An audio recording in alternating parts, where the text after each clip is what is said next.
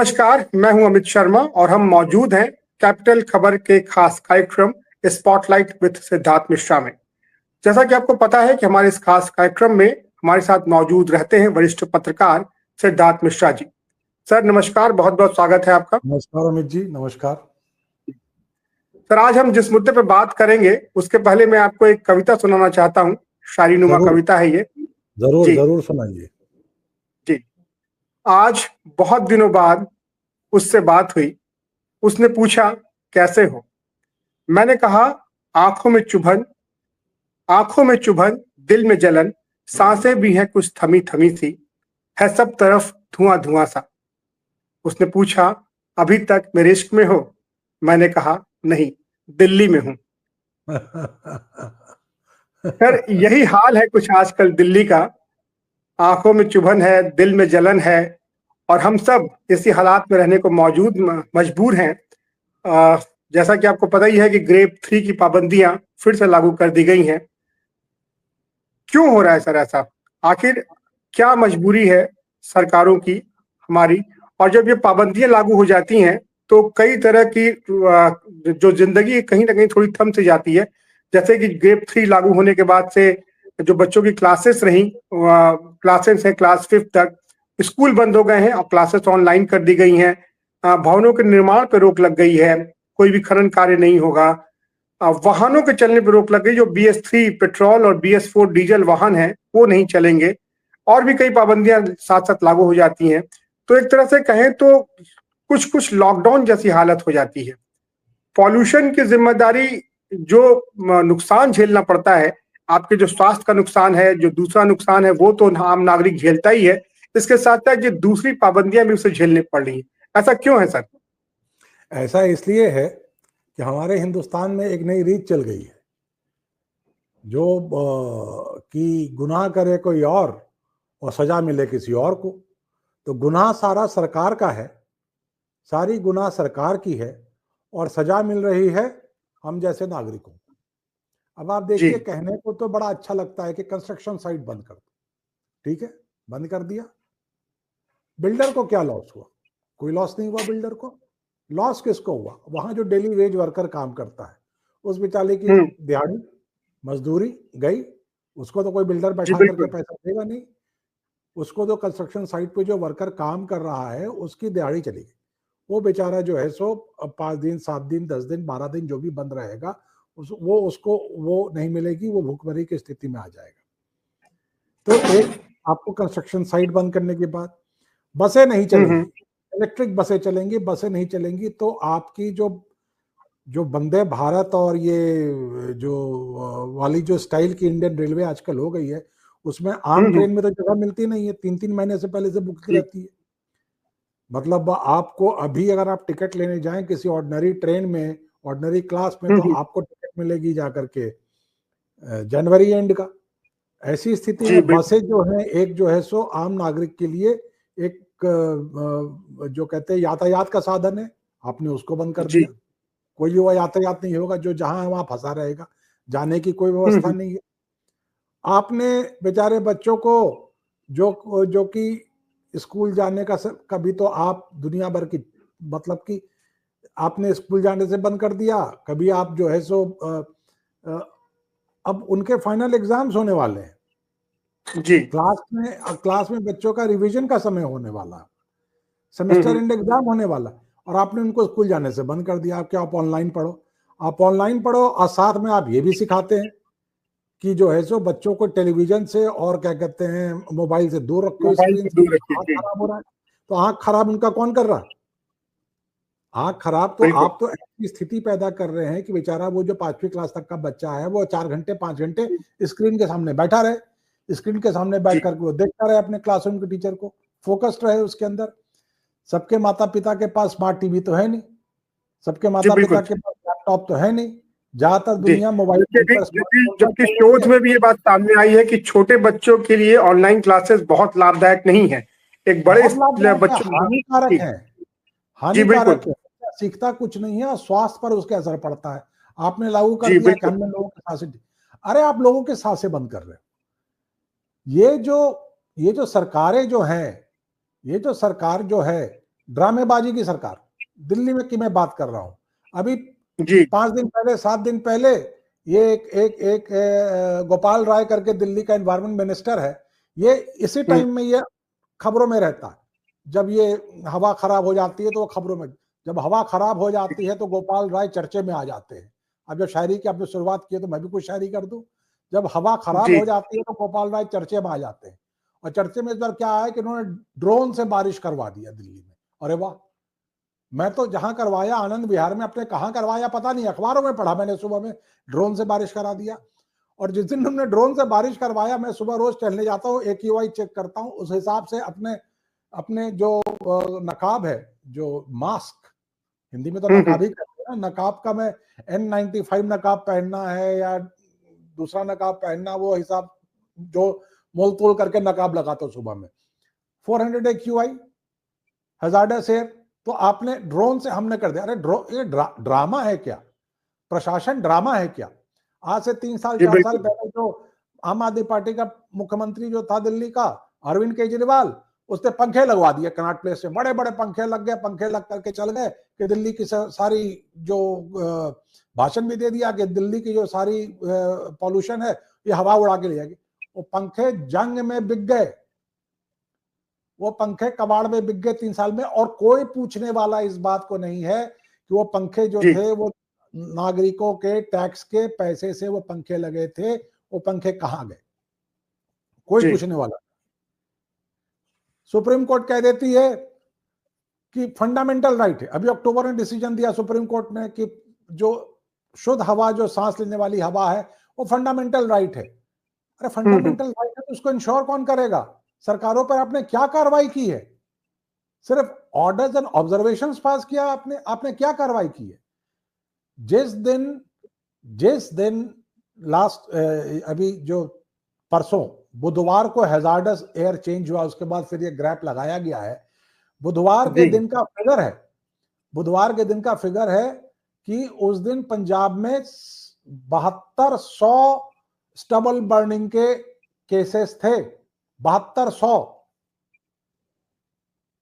Stubble burning के cases थे वहां पर। इतना धुआं था उस दिन, ये कुहासा जाने के कारण कि पंजाब का जो मुख्यमंत्री है मान, उसकी जहाज नहीं हो पाई, स्मॉग के कारण बाय रोड उसको भटिंडा या कहीं जाना था, वो गया। तो वहां पर आम आदमी पार्टी की सरकार पंजाब में जो है वो स्टबल बर्निंग नहीं रोक रही, क्योंकि किसान नाराज हो जाएंगे, उनका वोट नहीं मिलेगा। और यहां पर जो आम आदमी पार्टी की सरकार दिल्ली में है वो ड्रोन से बारिश कर रही है स्मॉग को भगाने के लिए। सेंट्रल गवर्नमेंट ने पॉलिसी बनाई कि हर एक स्टेट गवर्नमेंट, देखिए ये स्टब, आप दिल्ली में ऐसा नहीं था कि पहले गाड़ियां नहीं थी जी दिल्ली में, तो परेशानी पिछले 10 साल की परेशानी। उसके पहले गाड़ियां थी, डीजल के बदले CNG आया, जो पहले पॉल्यूशन का प्रकोप था वो कम हो गया। ये जो आज के तारीख में जो ये प्रदूषण है, इसके जो स्टबल बर्निंग के कारण ये प्रदूषण है, और इसका जो मेन कारण ये है कि जो वहां का क्रॉपिंग पैटर्न है धान का, वो चेंज हो गया है। लेट क्रॉपिंग हो रहा है, डबल क्रॉप के चक्कर में लेट क्रॉपिंग हो रहा है, और उसके बाद जो फसल कटती है उसके बाद से गेहूं के क्रॉपिंग के बीच में बहुत कम टाइम गैप बचता है और लोग जला देते हैं। पहले भी लोग पराली जलाया करते थे, लेकिन जब पहले क्रॉपिंग लेट नहीं होती थी, पराली उस समय जलती थी जिस समय हवा चलती थी, और हवा बहा करके पराली को ले आता था। हमने इसके बारे में कुछ दिन पहले भी बात किया था कि हवा उसको बहा के ले जाता था। आज लेट क्रॉपिंग होने के कारण वो जो है सो हवा उसको, चूंकि हवा नहीं होती है और मॉइस्चर होता है वातावरण में, इसीलिए वो पराली ठहर जाता, वो धुआं जो है ठहर जाता है, जिससे स्मॉग फैल जाता है। तो उसका जो सोल्यूशन ये दिया गया कि पराली प्रोसेसिंग प्लांट लगाया गया पंजाब में। जैसे मैंने पहले भी आपको बताया था, 74 पराली प्रोसेसिंग प्लांट लगाने थे, उसमें से 8 काम कर रहे हैं इस साल। 34-35 तो ऐसे प्लांट है जिनका जमीन तक एक्वायर नहीं किया गया। तो ऐसी स्थिति में जब सरकार, वो केंद्र की सरकार हो या स्टेट की सरकार हो, या मैं ये कहूं ये माननीय सुप्रीम कोर्ट हो, वो सब ऑर्डर्स पास करना, प्रेस रिलीज निकालना, फोटो छपवाना, इसके अलावा कुछ नहीं कर रहे हैं। और जनता भी जो है भागा दौड़ की जिंदगी में, 2 जून की रोटी की जिंदगी में, वो क्या कर रही है बेचारी, वो जो है सो वो इसी इंतजार में है कि भाई जल्दी से ये हटे कि फिर हम फिर से काम धंधे पे जाए। इसी इंतजार में जनता बैठी भी। ये कोई सॉल्यूशन तो नहीं दे रहे ना आप, ये लॉकडाउन कर करके ये कोई सॉल्यूशन नहीं है ना, ये समस्या का समाधान नहीं है। आप लोगों के रोजगार को बंद कर। अब आप देखिए दिल्ली में डीटीसी की सारी बसेस की फ्लीट कोलैप्स कर गई।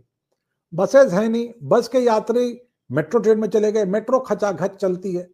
तो जो आदमी अपनी गाड़ी लेकर के निकल रहा है, दिल्ली में ट्रैफिक कोई बहुत अच्छी ट्रैफिक नहीं है, गाड़ी चलाना कोई बहुत आसान बात नहीं है दिल्ली के अंदर, तो वो तो मजबूरन गाड़ी लेकर के निकल रहा है। अगर मेरे पास एक कंफर्टेबल मेट्रो की पब्लिक ट्रांसपोर्ट सिस्टम हो तो मैं क्यों गाड़ी लेकर के निकलूं? जवाब दे दिल्ली सरकार कि डीटीसी के फ्लीट में पिछले 10 साल में कितने बसें इसने ऐड की। जो भी बसें आई हैं वो जो सेंट्रल गवर्नमेंट का जो एक स्कीम आया है इलेक्ट्रिक बसेस की स्कीम, उसकी बसें हैं। आपने कोई बसें नहीं ऐड की, आपने मेट्रो के एक्सपेंशन को डिले कर दिया, सड़कें सारी टूटी पड़ी हुई हैं, ट्रैफिक का बुरा हाल है। झगड़ा इस पे हो रहा है कि मार्शल आकर के एंटी पोल्यूशन ड्राइव करेगा। अरे मार्शल आकर एंटी पोल्यूशन ड्राइव क्या करेगा भाई? वो खड़ा हो जाएगा लाल बत्ती पे और एक तख्ती दिखाएगा कि अपने गाड़ी को ऑफ कर दो। इससे पोल्यूशन खत्म होगा क्या? बिल्कुल, इससे तो पोल्यूशन खत्म नहीं होगा। तो ये जो समस्या जो है, ये सबसे बड़ी बात है कि जो जनता जो है उसके अंदर इस विषय पर जिहाद करने की शक्ति नहीं है, जिस कारण से जो शासक वर्ग है वो मनमानी हरकतें करता है। आपने लैंसेट का जो एक फाइंडिंग आया था कि 1.67 मिलियन लोग हिंदुस्तान में प्रीमैच्योर डेथ हो जाती है बैड एयर के ब्रीथ करने के कारण, जिसको आपने रन डाउन कर कहा कि नहीं ये गलत है। अरे कैसे गलत है? वो कैसे गलत है? आप अस्पतालों में जाके देखिए ना, आप जाकर के मेडिसिन के जो शॉप्स हैं, मेडिसिन के शॉप पे जाके देखिए कि इस समय सबसे ज्यादा सेल किस दवा की हो रही है? एलेग्रा। जो एंटी एलर्जी दवाएं जो हैं उनकी सेल सबसे ज्यादा हो रही है इस समय। और आप कहते हैं नहीं वो लैंसेट का फिगर गलत है। अरे लैंसेट सबसे रेस्पेक्टेड मेडिकल जर्नल है, उसका फिगर गलत है। आप ठीक है, आप बता दीजिए कितने लोग मर रहे हैं, या आप बता दीजिए कि ये हवा स्वास्थ्य के लिए बहुत अच्छा है, इस हवा में सांस लेने से हमारी उम्र बढ़ जाएगी, आप ऐसा बता दीजिए हमको। तो अगर हमारी उम्र नहीं बढ़ जाएगी, हानिकारक है, और इसमें अगर हम सांस लेने को मजबूर हैं, तो इससे जो डेथ्स हो रही हैं, जो अस्थमा के केसेस बढ़ रहे हैं। आज दिल्ली में सबसे ज्यादा भीड़ किस डॉक्टर के पास है? पल्मोलॉजिस्ट, जो लंग के डॉक्टर होते हैं, पल्मोलॉजिस्ट, उनके यहाँ सबसे लंबी कतारें लगी हुई। क्यों लगी हुई है? क्योंकि लोगों को हानि पहुंच रही है ना इस हवा से। लेकिन सरकार बेखबर है, सरकार ड्रोन से पानी बरसा रही है और खुश है कि हमने पॉल्यूशन हटा दिया, हमने ड्रोन से बारिश कर दिया। खतरनाक स्थिति है, बहुत गंभीर स्थिति है, क्योंकि जो AQI है, एयर क्वालिटी इंडेक्स, वो करीब 450 है, जिसको काफी खतरनाक माना जाता है। बिल्कुल खतरनाक माना जाता है। और आप देखिए अभी जो इस साल का आप स्टडी करेंगे ना, इसके लिए दिवाली रिस्पॉन्सिबल है, ना इसके लिए ये गाड़ियां रिस्पॉन्सिबल हैं। दिवाली बीत गई, छठ बीत गया, पटाखे चले, शादियों में पटाखे चले, एयर क्वालिटी इंडेक्स उतना ऊपर तो नहीं भागा इससे। बिल्कुल नहीं, बल्कि इस बार तो ये कि वो बल्कि इस बार तो कहा गया कि दिल्ली में पराली जल रही है और जो हवा चलनी बंद हो गई है, इस समय तो पटाखे नहीं चल रहे ना। नहीं, इस समय तो पटाखे नहीं चल रहे, तो एयर क्वालिटी इंडेक्स कैसे भाग गया ऊपर? वो इस कारण से भाग गया क्योंकि जो पराली लगातार जल रही है उस पर कोई बंद नहीं किया गया, और वो अब जब हवा में मॉइस्चर आ गया है, ठंड पड़ी है, हवा में मॉइस्चर आ गया है, वो धुआं पूरा एक्युमुलेट हो रहा है, वो स्मोक पूरा एक्युमुलेट हो रहा है, जिससे लोगों को सांस लेने में परेशानी हो रही है। और बहुत दिक्कतें हो रही है, मतलब कि टोटली मतलब दिखावापन है। मैं जिस सोसाइटी में रहता हूं, मैं जहां रहता हूं, सब लोग को आपको जानकर के आश्चर्य होगा, लोग, सरकार, जो म्युनिसिपल कॉर्पोरेशन है, उनकी कोई व्यवस्था नहीं है। सड़कों पे कुछ नजर दिखा देते हैं, कुछ ट्रकें चल रही। आपके मोहल्ले में जहां आप रहते हैं वहां जो धूल गर्द जमा है पेड़ों के ऊपर, कोई इसकी सफाई हुई है, धुलाई हुई है क्या? बिल्कुल नहीं, बिल्कुल नहीं। मैं अपनी सोसाइटी में, हमारे बगल वाली सोसाइटी में जानता हूं कि लोगों ने अपने यहाँ जो हमारे मल्टी स्टोरेड बिल्डिंग है, जो फायर हाइड्रेंट्स है, जो आग बुझाने के जो सिस्टम्स बने हुए हैं, उससे लोग पानी चला करके लोग पेड़ों को धो रहे हैं कि पेड़ पे जो धूल जमा है, धूल बैठा, वो नीचे गिर जाए, ये गिर जाए। तो जनता को आपने मजबूर कर दिया है ये सारे एक्शन लेने के लिए, क्योंकि गवर्नमेंट गवर्नेंस जो है वो टोटली फेल कर चुकी है। और मुझे आश्चर्य लगता है कि सुप्रीम कोर्ट 2 महीने इन विषयों के ऊपर बहुत जागरूक हो जाती है, फिर उसके बाद पूरे साल इसकी मॉनिटरिंग करती क्यों नहीं है सुप्रीम कोर्ट? जी, हालांकि सुप्रीम कोर्ट ने फिर कहा कि 18 तारीख को सुनवाई। आप देखिए कितने ही शर्म की बात है कि सुप्रीम कोर्ट कह रही है कि अच्छी हवा में सांस लेना हमारा फंडामेंटल राइट है, उसको इंप्लीमेंट करने के लिए सुप्रीम कोर्ट ने क्या कदम उठाए हैं, क्या इंप्लीमेंटेशन हुआ है, और जिन लोगों ने उनके डायरेक्शंस को नहीं माना है उन पे क्या उन्होंने एक्शन लिया? कोई जेल गया क्या ऑफिसर? किसी को सजा हुई क्या? हैरासमेंट शुरू हो जाएगा। कोई आदमी बेचारे घर में थोड़ा बहुत काम करा रहा है, ये पॉल्यूशन अधिकारी वहां पहुंच जाएंगे, आपका चालान हो गया 50,000 रुपए। किसी ने घर में कुछ काम कराया, बेचारे के पास थोड़ा सा सामान बच गया, थोड़ा सा सीमेंट बच गया, थोड़ा सा बालू बच गया, रख दिया उसको एक तरफ, उसका चालान काट दिया आपने। जबकि हकीकत ये भी है कि लोगों को बहुत ज्यादा जानकारी नहीं है। लोग हैं, ये लोग सुपर एक्टिव, इनके साथ मिलकर के, क्या नाम है, ये जो प्रदूषण रोको अधिकारी के साथ मिलकर के, आप देखेंगे जो गाजियाबाद नोएडा का इलाका जो है, जो यहाँ पर जो चालान किए जाते हैं, प्रदूषण के खिलाफ चालान किए जाते हैं, छोटे मोटे गृहस्थी वाले, ये वाले, इन लोगों के चालान होंगे, सोसाइटी वालों के चालान होंगे, कभी बिल्डर का कोई चालान नहीं होगा। वहां भी घूसखोरी, वहां भी करप्शन। तो सिस्टम बिल्कुल करप्ट और कोरेड हो चुका है, और हम उस पर जीते, मतलब ये जो पॉल्यूशन जो है, ये सिर्फ एनवायरनमेंट में पॉल्यूशन नहीं है, हमारा पूरा जो गवर्नमेंटल सिस्टम है वो पॉल्यूटेड हो चुका है, और हम उस पर जीने के लिए मजबूर है। जी, हम उस पर जीने के लिए मजबूर है, क्योंकि हमारे पास अब इस उम्र में तो कोई और नौकरी चाकरी की जगह बची नहीं कि कोई हमें कोई नई नौकरी कर। जी, एक बड़ी आबादी जो दिल्ली आती है, वो खैर अलग मुद्दा है, अलग समस्या है। जो माइग्रेट करके जो आसपास के स्टेट्स हैं, यूपी बिहार, वहां से लोग दिल्ली आते हैं, वो रोजी रोटी के लिए आते हैं, और फिर रोजी रोटी के ही झंझटों में फंस के यहीं यहाँ रुक जाते हैं। बल्कि अब तो एक नया ट्रेंड आया है, अब तो जो खासकर जो नई पीढ़ी जो काफी दिनों से काम कर रही है, पहले दिल्ली आना एक शौक होता था, एक शान की बात होती थी। अब जो लोग दिल्ली में रह रहे हैं, वो चाहते हैं दिल्ली से बाहर चले जाएं। अगर रोजी रोटी का संकट नहीं हो तो वो चाहते हैं कि वो अपने गांव की ओर लौटे, वो ऐसी जगहों पर लौटे जहां थोड़ी शांति है, थोड़ा प्रदूषण कम है। तो इन चीजों की कहीं ना कहीं देखें तो लोगों को मानसिक स्तर पर भी परिवर्तन आया है। लेकिन आम आदमी सवाल है, करे तो क्या करे? सरकार पाबंदी लगाती है, उन पाबंदियों को मानना आपकी मजबूरी हो जाती है। और खास मजे की बात तो ये कि ज्यादातर लोगों को तो ये जो ग्रेड 3 की जो टेक्निकल चीजें हैं पता भी नहीं है। ग्रेड 3 यानी कि ग्रेडेड रिस्पॉन्स एक्शन प्लान जो है, जो इसके डिफरेंट स्टेजेस है, 1 से लेकर 4 तक, कब कौन सा एक्शन प्लान लागू हो रहा है, उसमें क्या क्या पाबंदियां हैं, वो तो तभी उनको पता चलता है जब उनको चालान मिल जाता है। बिल्कुल।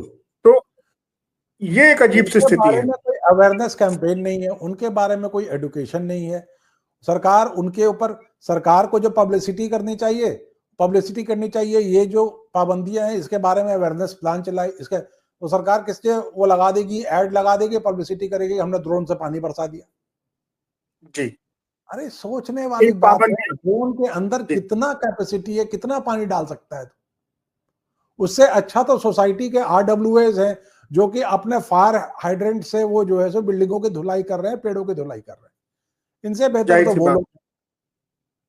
और मैं तो इन पाबंदियों को लगा के भी ऐसे पदाधिकारी जो इस काम को कर रहे हैं, मैं तो उनको शाबाशी देना चाहता हूं कि वो एक्चुअली रियल फाइटर्स है पॉल्यूशन के खिलाफ लड़ने के लिए, जिन्होंने इस तरह की सोच लाई। खबर भाई सरकार कुछ नहीं कर रही है, बिल्कुल निकम्मी है सरकार, चलो हम ही धुलाई कर दें। ये स्थिति है जी। और अब जैसे सुप्रीम कोर्ट ने कहा भी है कि 18 तारीख को फिर से वो एक बार सुनवाई करेगी इस मामले में। लेकिन सवाल ये उठता है कि आखिर पराली की समस्या कोई आज की नहीं है, पिछले कई सालों से हम देख रहे हैं ये, तो इसका कोई ठोस स्थायी समाधान क्यों नहीं खोजा जा सकता है? जबकि अब तो पंजाब में भी आपकी ही सरकार है। नहीं, बताया तो मैंने आपको शुरू में कि उसका सोल्यूशन तो साइंटिस्टों ने दे दिया है ना, कि आपको पराली प्रोसेसिंग प्लांट बनाना है, कि पराली से को प्लांट्स पे जमा कीजिए, वहां से किसानों को कुछ पैसा ही मिलेगा और जी उसका जी, खाद बिल्कुल वगैरह बिल्कुल मिलेगा बिल्कुल। वो। लेकिन जी पंजाब सरकार ने तो पिछले 1 साल में 74 प्लांट बनाने थे उनको, उसमें बस उनके 8 प्लांट फंक्शनल है। 34 प्लांट की तो उन्होंने जगह तक एक्वायर नहीं किया, काम तो दूर की बात है। तो समस्या का समाधान तो सरकार को करना है ना, सबका करना चाहेगी तब तो। सरकार करना ही नहीं जी। चाहती समस्या का समाधान। और इस तरह की पाबंदियों को लगा करके कि पब्लिसिटी अपना ये अपनी ड्रामेबाजी, इसी में ध्यान देना है, इसके आगे जी बढ़ बिल्कुल, करके कुछ नहीं करना है। जी अगर बिल्कुल सही कह रहे हैं सरकार आप। थोड़ी सजग हो जाए, अगर सरकार थोड़ी सतर्क हो जाए, अगर सरकार इसके प्रति ड्रामेबाजी छोड़ करके थोड़ा अगर तहे दिल से कुछ काम करना शुरू करे, तो ऐसी ये समस्या नहीं है कि इसका समाधान नहीं हो सकता। इसका समाधान हो सकता है, लेकिन सरकार के अंदर वो पॉलिटिकल विल होना चाहिए, काम करने की इच्छा शक्ति होनी चाहिए और ड्रामेबाजी से बचना चाहिए, जिससे जी बिल्कुल। जो सरकार पंजाब में है और दिल्ली में, वो ड्रामेबाजी से तो नहीं बच सकती। ड्रामा तो उसने करना ही करना है। जी। और लोगों को तो ये फिर तो जब चुनाव नजदीक आ जाएगा, 3 महीने बाद चुनाव है, उस लोगों को फ्री बिजली दे दिया, फ्री पानी दे दिया, और वो लोग जो कि दिल्ली में सर्वाइवल के लिए आ रहे हैं, जो कि खराब हवा में भी सांस दे करके यहाँ रहना चाहते हैं कि भाई मुझे नौकरी चाकरी तो मिलेगा, उनको जब आपने कुछ भीख जी में दे दिया, फ्री बिजली फ्री पानी, तो कहा कि भाई बहुत बहुत धन्यवाद आपका, कम से कम मेरा जीना कुछ आसान हो जाएगा, आपको वोट दे देंगे वो। तो एक बड़ा ही विशियस सर्कल बन गया है, एक बड़ा ही जी विशियस बिल्कुल। सर्कल बन गया है। और इस विशियस सर्कल को तो मुझे लगता है किसी जन आंदोलन के द्वारा ही तोड़ा जा सकता है। सरकारें तो इसको नहीं ठीक करेंगी, मुझे ऐसा विश्वास है। जी, लेकिन सवाल है कि ये पाबंदियां लागू करने से तो समाधान संभव नहीं है। आप जो जनता की सहभागिता चाहिए, उस लेवल पे जनता को ना मोटिवेट कर रहे हैं, ना जनता को जागरूक कर रहे हैं, ना आप जनता को अपनी मुहिम में शामिल कर रहे हैं। आप सिर्फ पाबंदियां लगा दे रहे हो, और इन पाबंदियों का ढिंढोरा भी पीटा जाता है। इसे एक तरह से बल्कि कहें तो अपने अपना पीआर स्टंट भी बनाया जाता है कि हमने ये किया, ताकि आप अखबारों में हेडलाइन बना सके, छाप सके अपने बारे में। तो बेचारा आम आदमी क्या करेगा? जो आप देखिए, दिल्ली में सांस लेना वाकई कितना मुश्किल हो गया। जब जब सुबह जगते हैं हम लोग, तो जिस तरह का दिखता है माहौल, जिस तरह से वाकई धुआं धुआं सा पूरा चारों तरफ रहता है, सांस लेने में दिक्कत होती है। और ये तो बहुत लॉन्ग टर्म इफेक्ट हो रहे हैं। जो लोग रह रहे हैं यहाँ पे दिल्ली में इस वक्त, अभी आगे जाकर के उनके स्वास्थ्य पे बहुत बुरा बुरा प्रभाव पड़ने वाला है। हमारे इम्यून सिस्टम पे बहुत बुरा असर पड़ रहा है। जो तमाम रिसर्चर्स में ये बात सामने आई है कि इम्यून सिस्टम बहुत खराब प्रभाव पड़ रहा है। छोटे बच्चे जो अभी विकास की अवस्था में है, उनको बहुत नुकसान हो रहा है उनके स्वास्थ्य को लेकर के। तो एक तरह से कहें तो ये आने वाली भावी पीढ़ी पे एक संकट की बात हो रही है। देखिए अमित जी, इसी बात पे हम लोग जो आज की बातचीत है, इसका जो जो अब समय भी हो चला है, इसमें जी यह है कि इसका समाधान जन आंदोलन के द्वारा ही इसका समाधान है। किसी भी सरकार के अंदर, किसी भी न्यायालय के अंदर वो इच्छा शक्ति नहीं है कि दिल्ली की हवा को वो क्लीन कर सके। ये ड्रामेबाजी हम लोग पिछले 3-4 साल से देख रहे हैं। किसी के अंदर ये इच्छा शक्ति नहीं है। एक जन आंदोलन की आवश्यकता है। जब तक वो जन आंदोलन नहीं होगा, दिल्ली की हवा साफ नहीं होगी। और इसी बात पे हम लोग एक मैसेज दें लोगों को जी। कि आप कहीं ना कहीं कोई ना कोई प्रोटेस्ट का तरीका अख्तियार करें, हम्म। कोई ना कोई तरीका प्रोटेस्ट का अख्तियार करें। और जो जो सोशल वर्कर्स हैं, जो सोशल ऑर्गेनाइजेशंस, वो इस बात में आगे आए और लोगों के जन आंदोलन को लीड करें। जी बिल्कुल। चलिए, वाकई तो ये उम्मीद ही कर सकते हैं हम, हालांकि पता नहीं किस उम्मीद में कितना दम होगा कि एक बार फिर से जन आंदोलन खड़ा हो। क्योंकि देखिए, सांस तो हमें ही लेनी है, और नुकसान जो हो रहा है वो हमें ही हो रहा है, आम आदमी को ही हो रहा है। सरकारें तो आती हैं जाती हैं, लेकिन समस्या का समाधान नहीं हो पाता है। चलिए, आज भी सर बहुत ही महत्वपूर्ण बातें आपने बताई। काफी गहन चर्चा हुई इस विषय पर। और एक आक्रोश तो है सबके मन में, आपके मन में भी, मेरे मन में भी है। कहीं ना कहीं वो आक्रोश आज बाहर निकला है हम सब लोगों का। कहीं ना कहीं वो जनता की आवाज है, सब लोगों की। और शायद जन आंदोलन इसी आक्रोश से ही शुरू होता है। तो बस हम ये उम्मीद ही कर सकते हैं कि कुछ ना कुछ तो सकारात्मक होगा, निकलेगा। और तब तक जो स्थितियां हैं वो हम तब उसको झेलने के लिए मजबूर ही हैं। बहुत बहुत धन्यवाद सर, आज आप इस चर्चा में शामिल हुए और आपने ये महत्वपूर्ण जानकारी हमें दी। दर्शकों से हमारा निवेदन है कि आप बने रहिए हमारे इस कार्यक्रम में, और इस कार्यक्रम को आप काफी पसंद कर रहे हैं, पिछले तमाम कार्यक्रमों को काफी पसंद किया आपने, तो आप इसे देखते रहिए, लाइक कीजिए, सब्सक्राइब कीजिए, शेयर कीजिए, कमेंट कीजिए और जुड़े रहिए हमारे साथ। आज के लिए इतना ही, आपका बहुत बहुत धन्यवाद। धन्यवाद सर।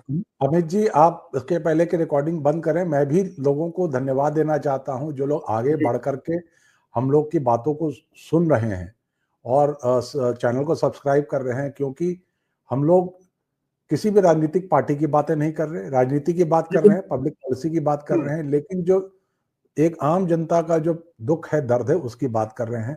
तो हमारे साथ जुड़ने के लिए जो लोग अभी तक हमारे साथ जुड़े हैं, मैं उनको तहे दिल से शुक्रिया अदा करना चाहता हूं। Thank you so much for having me for this programme. जी, धन्यवाद सर।